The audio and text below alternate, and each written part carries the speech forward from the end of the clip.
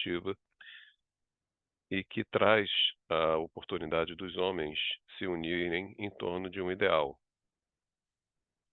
E o importante eu acho que ao longo do estudo de hoje, eu acho que esse era o objetivo do tema, é exatamente se buscar o equilíbrio entre a competição e a cooperação, né.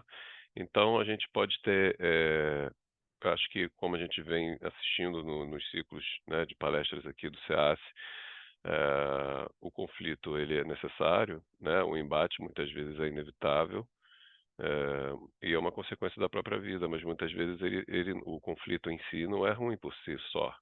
Ele traz oportunidade de evolução, ele traz oportunidade de, eh, se debater novas ideias e ver um outro ponto de vista e ver através do conflito é que se verifica qual deles prevalece.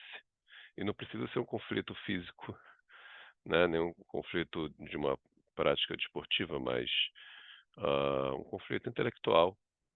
Muitas vezes as pessoas simplesmente pensam diferente de nós, muitas vezes as pessoas, têm uma visão de mundo, diferente e não por si só errada. Muitas vezes essas visões são complementares, mas nós temos que estar abertos a ouvir o outro lado, afinal, a gente vai ver isso ao longo da apresentação de hoje, nós não somos, seres, que vivem isolados, né. Então quando a gente fala de cooperação, eu queria que vocês imaginassem, acho que aqui cabe a imaginação de qualquer modalidade olímpica, por exemplo, esporte coletivo, né. Eu até trouxe aqui, não consegui passar para vocês, mas uma imagem de uma canoa, eh, com vários remadores cooperando entre si, como se fosse uma orquestra. Tá tendo um retorno. Acho que agora melhorou. É Eu como se fosse resolvi. Obrigado, Bianca. É como se fosse uma orquestra, né, e imaginem, um barco com 4 remadores e um deles para de remar. Qual o efeito disso para a embarcação, para a competitividade e, em última análise, até para o país que eles estão representando, né. Então, às vezes, a nossa falha individual pode comprometer o nosso desempenho em grupo. É assim que acontece na nossa sociedade, né. Às vezes, ao falharmos, e essa é a nossa responsabilidade, né, ao falharmos como pais, ao falharmos como educadores, ao falharmos como profissionais, isso muitas vezes provoca um efeito nos demais, naqueles que vivem ou às vezes a nossa própria omissão traz efeitos também para aqueles que vivem ao nosso lado. Não vamos nos esquecer que, a coragem é importante. Então, muitas vezes, nós nos omitimos de ajudar, nos omitimos de socorrer, né, e nos omitimos de nos colocar perante a vida e perdemos a oportunidade de levar uma mensagem, de levar, apoio, levar ajuda ou simplesmente escutar aquele que precisa eventualmente, desabafar ou precisa de ajuda, né. Então, se nós nos basearmos nesse mecanismo da cooperação, nós vamos conseguir chegar mais adiante, assim como um time de vôlei, um time de futebol ou uma prática de esporte coletivo qualquer, né. Mesmo nos esportes individuais, a gente vai verificar que a cooperação às vezes é fundamental, né. Na natação, por exemplo, a gente tem os revezamentos, no atletismo também, né, e todos aqueles atos coordenados é interessante a gente guardar esse conceito de atos coordenados, vão trazer um equilíbrio que fazem, a cooperação, aqueles que cooperam melhor entre si, prevalecerem. Não só individualmente, mas coletivamente e até mesmo como sociedade. Quando a gente observa lá o quadro de medalhas e vê quais são os países, né, que estão sendo mais bem ranqueados ou premiados, a gente consegue ter uma noção não apenas de esforço e de dedicação de cada atleta, mas sobretudo de organização, porque é preciso investir tempo, é preciso investir, recursos, e é preciso persistência, é preciso organização para chegar onde eles chegaram.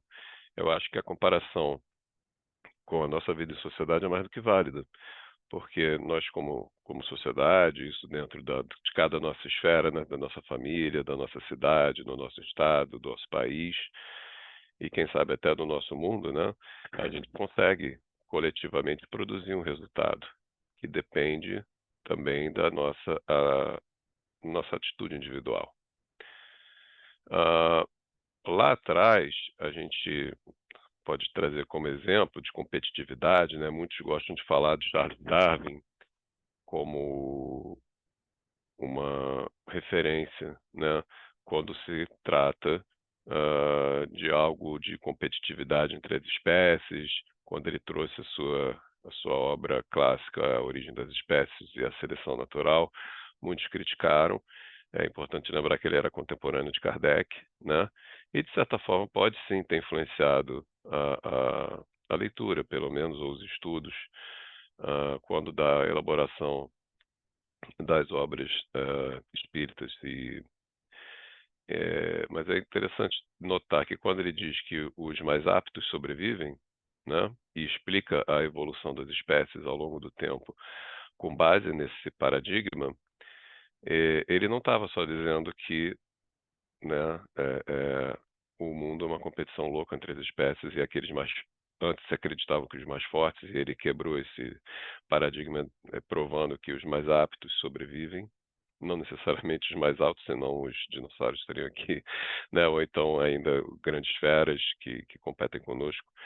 Ah, mas, enfim, a espécie humana é a mais inteligente e está aqui, foi a que prevaleceu.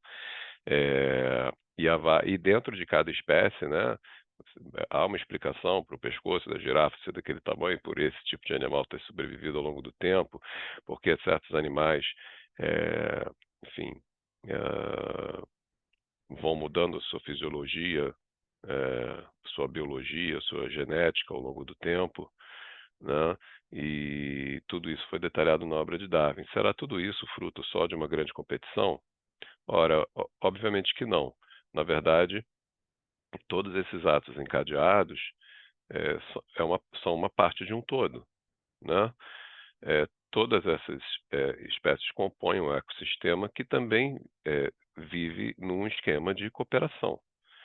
Se não fosse assim, seria uma eterna luta de uma espécie contra outra, não é mesmo? Para descobrir se efetivamente os mais fortes ou os mais aptos sobrevivem. Então, o que Darwin fez na época, né, da publicação da Origem das Espécies, é importante lembrar que essa obra foi publicada em 1859 e o Livro dos Espíritos em 1857, só para se ter uma noção de quanto eles eram contemporâneos, né? É, é a ideia que ele traz lá do ensaio de Malthus, né, que do crescimento de uma população, seja animal ou vegetal, ela acentua a competição por recursos e a espécie sobrevivente acaba ampliando suas chances de gerar descendentes, né? Esse é o coração dessa teoria da seleção natural, né? Vou até ler de novo para vocês. A ideia de que o crescimento de uma população acentua a competição por recursos e a espécie sobrevivente acaba ampliando suas chances de gerar descendentes, né? E muitos dizem que Darwin pode ter sido um dos primeiros economistas, né, a ter colocado a questão assim, né, dessa forma, porque se há claramente, né, se há uma população maior que consegue prevalecer e gerar mais descendentes, ela acaba conseguindo, via de consequência, obtendo mais recursos e gerar mais descendentes. Só que a competição não é um fator isolado, ela depende necessariamente da cooperação para a sobrevivência e evolução da sociedade. Eu trouxe um dado aqui bem interessante, segundo um professor da Universidade de Minnesota, dos Estados Unidos, dentro das nossas células, as mitocôndrias que fornecem energia, são descendentes de bactérias de vida livre que deram sua autonomia para uma existência cooperativa. Líquens, corais e muitas plantas hospedam bactérias benéficas ou fungos dentro de seus corpos e dependem deles para obter nutrientes vitais. Diferentes espécies de micro-organismos que vivem dentro de um hospedeiro podem ser interdependentes um do outro.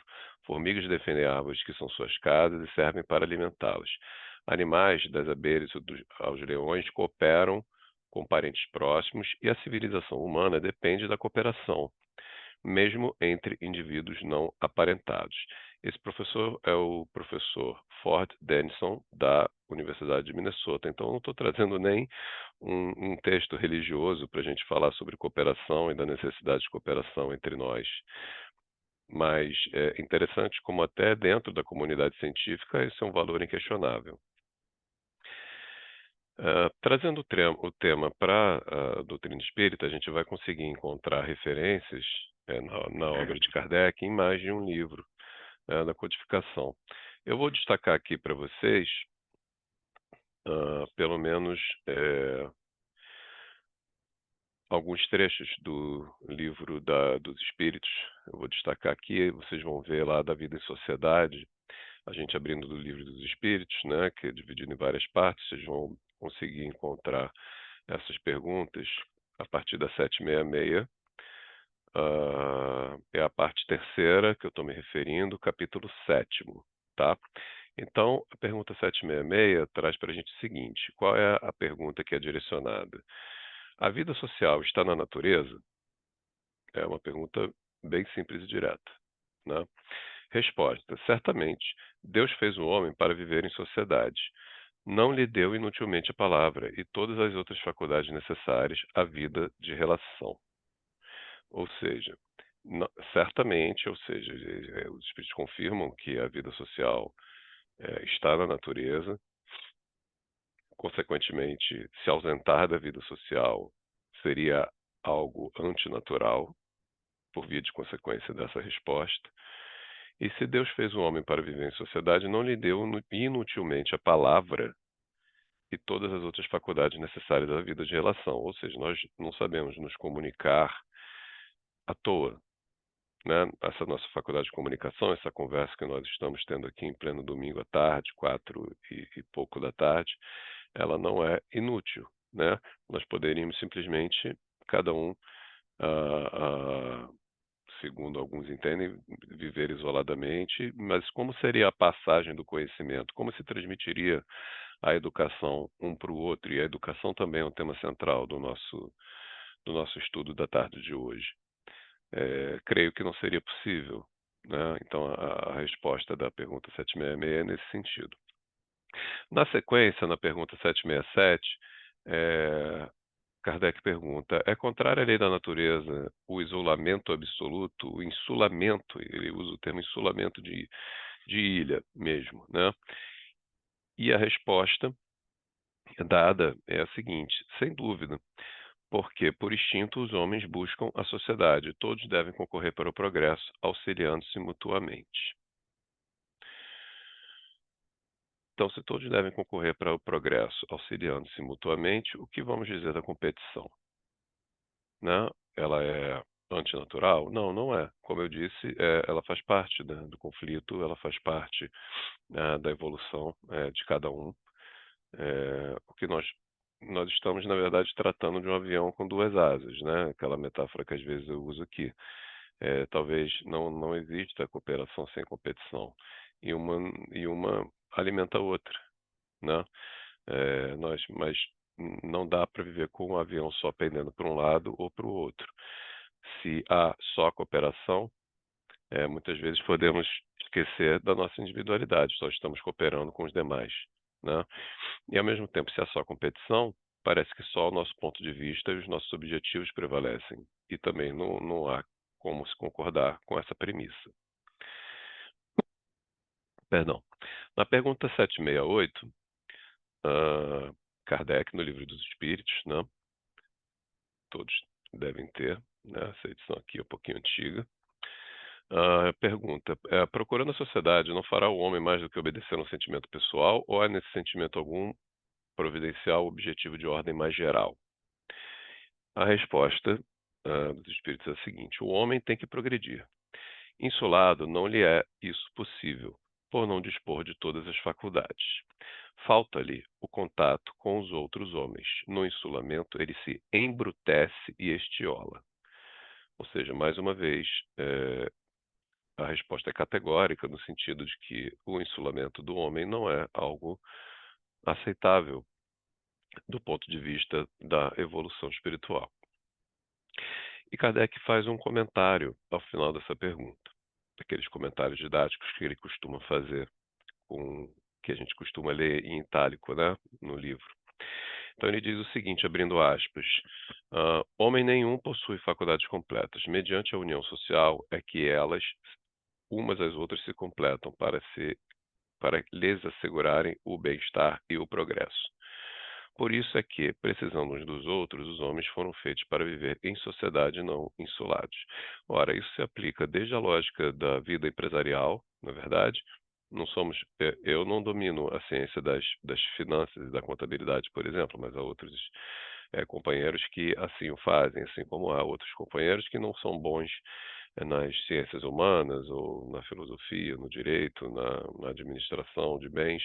E essas pessoas conseguem se organizar mutuamente para buscar um fim maior. Assim como dentro da nossa família, né?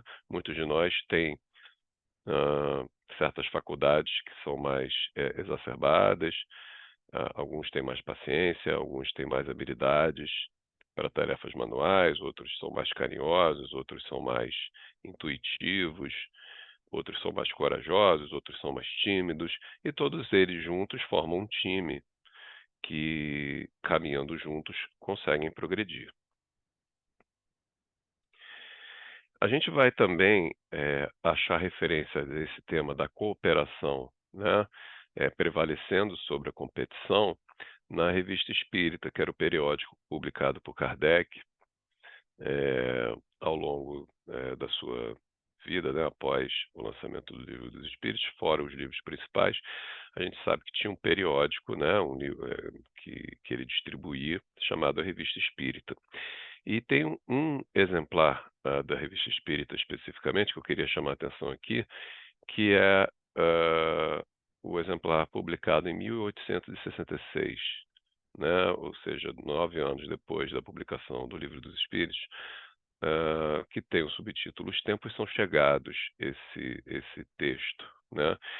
E Kardec coloca o seguinte, que a humanidade é um ser coletivo, no qual se operam as mesmas revoluções morais que em cada ser individual, com a diferença que umas se realizam de ano a ano e as outras de século em século, acompanhando-as em sua evolução através dos tempos. Ver-se-á a vida das diversas pessoas marcadas por períodos que dão a cada época uma fisionomia particular. Então, esse tema é tratado diretamente na Revista Espírita, né? A gente vai ver lá, e Kardec prossegue. Ao lado dos movimentos parciais, há um movimento geral que dá impulso à humanidade inteira, mas o progresso de cada parte do conjunto é relativo ao seu grau de adiantamento. Tal seria uma família composta de vários filhos, dos quais o caçula está no berço e o mais velho com 10 anos, por exemplo. Em 10 anos, o mais velho terá 20 e será um homem, enquanto o mais novo terá apenas 10, embora mais crescido será ainda uma criança, no devido tempo tornar-se-á homem. E assim acontece com as várias frações da humanidade. É, prossegue lá Kardec. E ele destaca o seguinte: até hoje a humanidade conseguiu realizar incontestáveis progressos. Por sua inteligência, os homens chegaram a resultados que jamais haviam atingido em termos das ciências, artes e bem-estar material. Resta-lhes ainda um grandioso resultado a atingir: fazer reinar entre si a caridade, a fraternidade e a solidariedade, para assegurar o seu bem-estar moral.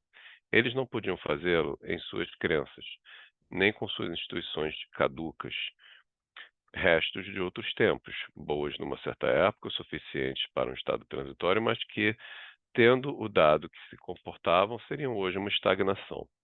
Assim acontece com um menino cujas motivações do período infantil são impotentes quando chega à idade madura. Já não é o desenvolvimento da inteligência que é necessário aos homens, a elevação do sentimento para tanto, e é preciso destruir tudo quanto poderia superestar o egoísmo e o orgulho. Assim se colocou Kardec em 1866, né?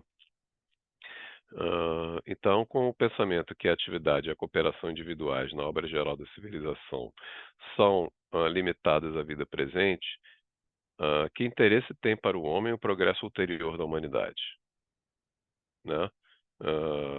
que ele importa fazer no futuro que os povos sejam melhor governados, mais felizes, mais esclarecidos, melhores uns com os outros. Né, como é que a gente vai se organizar, né, essa questão dele, inclusive politicamente, se as pessoas não conseguem cooperar umas com as outras, não é verdade? É nesse sentido que ele se manifesta. Tem um livro que eu queria destacar também aqui, hã, que é o livro do Divaldo Franco com a Joana de Ângeles, né, na verdade da Joana de Ângeles através do Divaldo, chamado Constelação Familiar. Não sei se alguns de vocês, conhecem esse livro, ele é bem interessante, bem peculiar, e traz algumas lições de pedagogia, de educação, muito próprias, assim, da Joana, né. Então a gente vai encontrar, referências, nesse livro dizendo o seguinte, eu separei alguns trechos aqui para vocês. A educação tem um compromisso com a espiritualização do educando, orientando em torno da finalidade espiritual da existência humana. Nesse sentido, o amor desempenha um papel fundamental, por oferecer valores de equilíbrio nas emoções e compreensão em torno de todas e quaisquer dificuldades encontradas no educando. Nesse programa do lar, é justo que se aplique as denominadas quatro funções psíquicas de Jung: pensamento, sensação, sentimento e intuição, de forma que se logre edificar na escola os quatro pilares para a educação. Não sei se alguém conhece essa obra, eu achei bem interessante e oportuno para o tema de hoje. Alguém tem algo a acrescentar? Gostaria de se manifestar sobre o tema? Por favor, fique à vontade.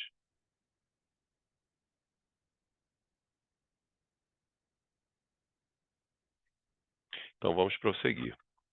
Nesse livro, a gente vai encontrar um capítulo, que me chamou bastante atenção, chamado Educação para a Coragem.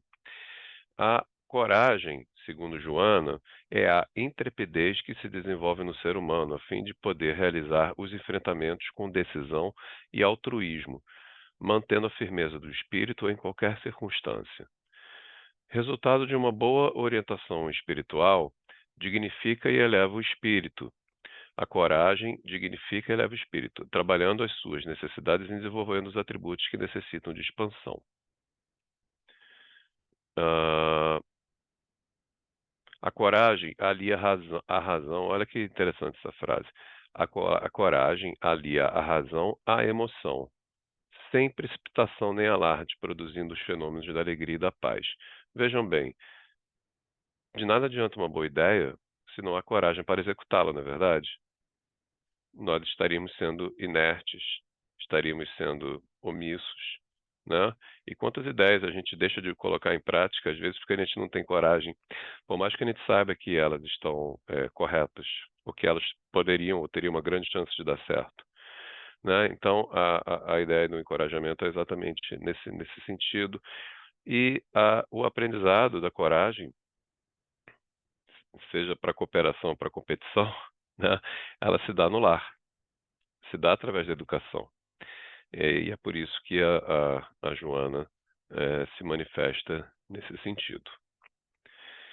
Quando eu recebi esse tema para estudar e trazer para vocês hoje, né, foi um certo desafio, montar ele de acordo com os dados da doutrina e trazer para vocês referências tanto, do Livro dos Espíritos quanto do próprio Evangelho, né, no tocante à cooperação e competição.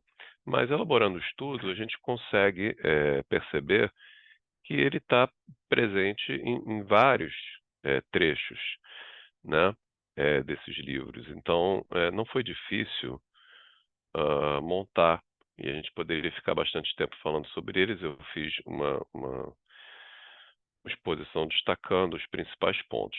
Mas se eu tivesse que destacar, já que a gente destacou, trechos do Livro dos Espíritos, se a gente fosse destacar do Evangelho, eu acho que o maior exemplo de cooperação, quem nos deu foi o próprio Jesus, né. Quando, foi perguntado, isso a gente vai encontrar tanto no Evangelho de João quanto de Mateus, quando Jesus é perguntado qual é o maior mandamento que deveriam seguir, né, que muitos veem como uma espécie de prova ou quem sabe de desafio a Jesus, para que se ele manifestasse sobre a os mandamentos de Moisés, sobre as lições de Moisés. Jesus, com muita sabedoria e propriedade, se coloca dizendo que o maior mandamento de todos é amar Deus, ah, acima de tudo, mas ele complementa esse mandamento e diz que também, eh, numa das lições mais bonitas, né, do evangelho: "Amai-vos uns aos outros, assim como eu vos amei". Que amar ao próximo como a si mesmo é um é uma recomendação, um mandamento tão importante quanto amar a Deus. Ora, ao se colocar dessa forma, Jesus traz, os valores de tudo isso que a gente acabou de discutir, né, que nós não vivemos sozinhos, que nós, hã, dependemos do respeito e dos valores ao próximo, hã, e que nós e que o perdão, a a superar o egoísmo, o preconceito, a inveja, hã, e tudo isso que nós, às vezes, lidamos no dia a dia, é importante para a nossa evolução espiritual. Então, na verdade, é um tema que está presente desde os evangelhos, não é exatamente uma inovação, e era mais ou menos isso que eu tinha para trazer para vocês na tarde de hoje. Eu vou compartilhar com a Bianca, o estudo, que infelizmente eu não consegui. Deixa eu ver se a gente consegue, se eu consigo encaminhar para ela aqui por e-mail agora, porque eu não consegui rodar para apresentar para vocês. Eu vou passar para ela aqui agora. Vê se você consegue, Bianca. É,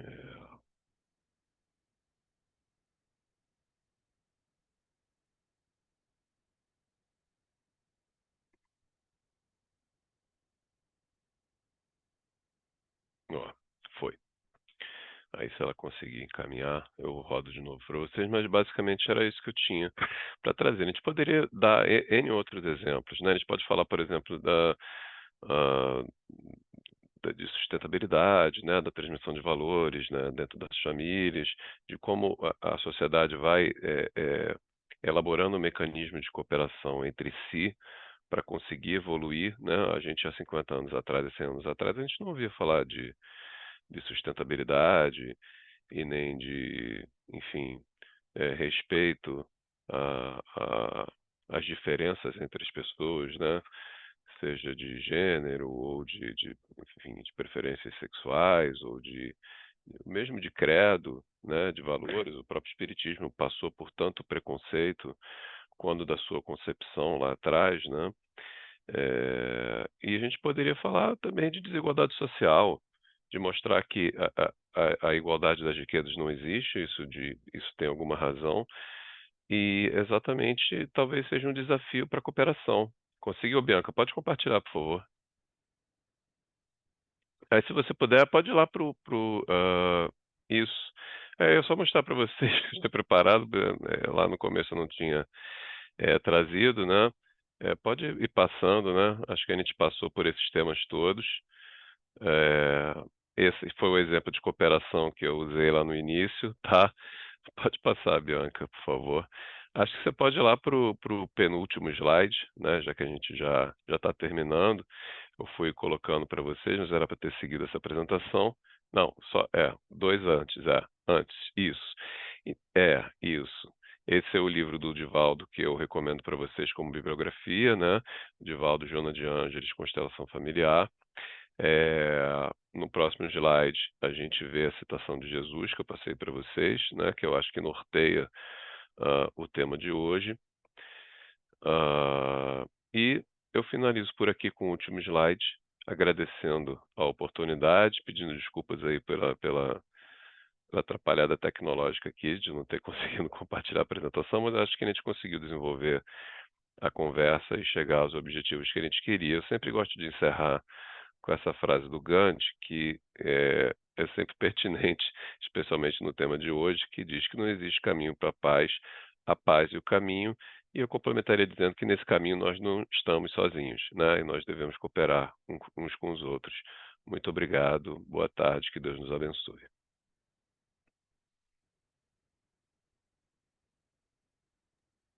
Seu Armando, hoje o Agora senhor... sim, Ah, pronto. Agora vamos partir então. Agradecemos ao André pela exposição que ele fez, agradecemos a todos e vamos então encerrar nossa palestra pedindo a todos que imitem o pensamento para os nossos irmãos necessitados, para o nosso querido e amado SEAS, e vamos fazer então a nossa prece. Agradecemos, Senhor, por mais essa oportunidade, agradecemos a todos os colaboradores, ao André, a Bianca, todos os presentes, e te pedimos, Senhor, nos incentivos sempre, sempre a compreender, a perdoar e a progredir na senda do bem e do amor ao próximo. Sabeis que a luta é árdua, mas nós vamos continuar perseguindo. Infelizmente, se não for nessa existência, será na outra. Mas mostrar-nos, Senhor, o caminho a seguir, aquele caminho que tu nos ensinaste e povoastes, no caso, cheio de recomendações, que é o caminho do amor, da verdade, da coragem, da fé e, o mais importante, do perdão. Sem perdão, Senhor, sabemos que não existe paz. Sem perdão, não existe a paz da consciência, nem a paz da humanidade. Pedimos pelos nossos irmãos que não compreendem isso, principalmente os envolvidos nas guerras sanguinárias, desproporcionais, que nesse momento estão aí ceifando vidas, destruindo cidades, destruindo países. É para esses nossos irmãos que nós pedimos o perdão, que eles possam compreender, Senhor da vida, e os grandes problemas da humanidade em breve serão resolvidos através do diálogo e do entendimento, para que as guerras fiquem no passado. As guerras, Senhor, sabemos que ainda é o orgulho e o egoísmo que se manifesta, acima de tudo. E ninguém consegue frear, porque são os homens. É a ignorância, é falta de compreensão. Mas tudo isso, Senhor, perdoai-lhes que eles não sabem o que fazem. E te pedimos por todos os envolvidos nas guerras, que eles possam ter muita resignação, coragem, e tudo passa. Tudo passa. Muitas vezes não é como a gente quer, mas é do jeito que tem que ser. Infelizmente, no estágio em que a humanidade se encontra, ainda vivemos nesse clima de guerras, de incompreensão, de lutas. Senhor, mostrar-nos sempre o caminho a seguir, mostrar-nos, Senhor, a necessidade de engrandecer o nosso espírito, de procurar na espiritualidade o sentido da palavra amor e perdão. Senhor, conhecemos o amor, ensina-nos a espalhá-lo. Conhecemos a caridade, ensina-nos a exemplificá-la. Conhecemos a humildade, Senhor, ensina-nos a adquiri-la. Porque sem humildade não há progresso, nem material, nem espiritual. Senhor Jesus, assim sendo, em teu nome, em nome dos nossos guias e protetores, mas acima de tudo, em nome de Deus, nosso Pai Criador, damos encerrado mais essa reunião evangélica doutrinária virtual da tarde de hoje. Fica conosco hoje, agora e sempre. Que assim possa ser.